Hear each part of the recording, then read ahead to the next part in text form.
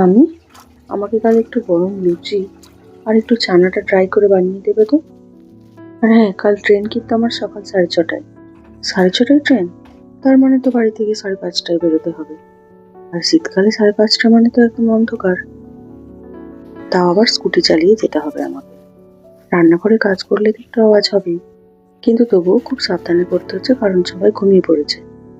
তবে চানাটা আমি আগেই সেদ্ধ করে নিয়েছিলাম, নাহলে বাবা এই প্রেসার কুকারে সিটি মারবে আর সবাই বিরক্ত হবে।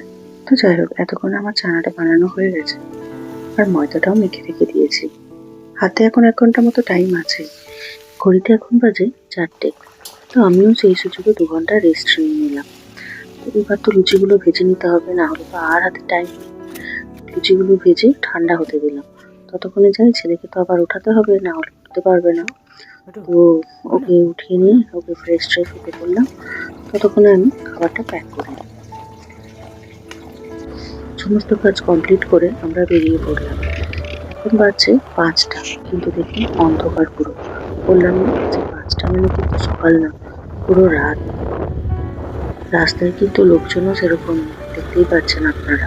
আর আজকে ঠান্ডাটাও মারাত্মক একদম। তবে এরকম ঠান্ডা অনেক বছর পরে পড়লো। ওইদিকে ছেলের বন্ধুরাও চলে এসেছে। তো আমরা ফাইনালি পৌঁছে গেলাম আসানসোল স্টেশনে। তো আমার এই নিউ ব্লগ আপনাদের কেমন লাগলো অবশ্যই জানাবেন। টাটা।